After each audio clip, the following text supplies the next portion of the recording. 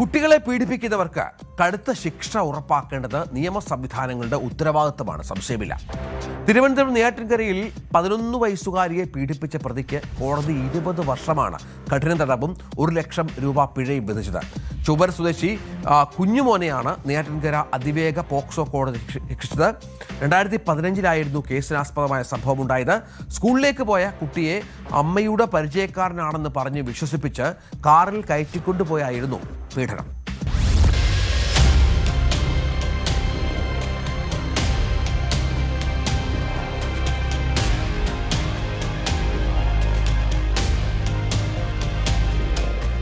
പതിനൊന്ന് വയസ്സുള്ള വിദ്യാർത്ഥിനിയെ കാറിനുള്ളിൽ വെച്ച് പീഡിപ്പിച്ച പ്രതി ചൊവ്വര സ്വദേശി കുഞ്ഞുമോനെയാണ് നെയ്യാറ്റിൻകര അതിവേഗ പോക്സോ കോടതി ശിക്ഷിച്ചത്.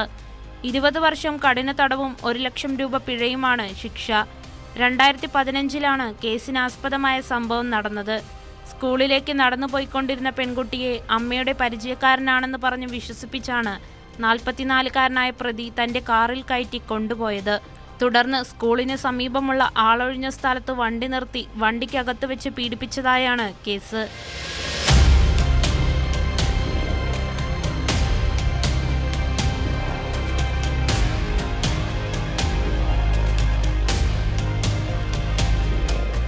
അതിജീവിത ക്ലാസ് ടീച്ചറോട് വിവരം പറഞ്ഞതിന്റെ അടിസ്ഥാനത്തിലാണ് സംഭവം പുറത്തറിഞ്ഞതും പ്രതിക്കെതിരെ കേസെടുത്തതും. ഫോർട്ട് അസിസ്റ്റന്റ് കമ്മീഷണറായിരുന്ന ആർ സുധാകരൻ പിള്ളയാണ് പ്രതിക്കെതിരെ കേസെടുത്ത് അന്വേഷണം നടത്തി കുറ്റപത്രം സമർപ്പിച്ചത്.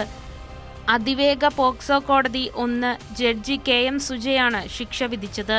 പിഴ ഒടുക്കിയില്ലെങ്കിൽ അധികമായി 3 വർഷം കൂടി തടവ് ശിക്ഷ അനുഭവിക്കണം. പ്രോസിക്യൂഷന് വേണ്ടി special public prosecutor Poovachal F Vinod, advocate VR Mayadevi എന്നിവർ കോടതിയിൽ ഹാജരായി.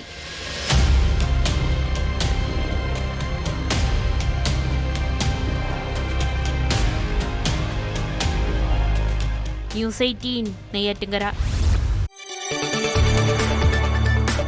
കൂടുതൽ വാർത്തകൾക്ക് news 18 Keralam YouTube channel subscribe ചെയ്യുക.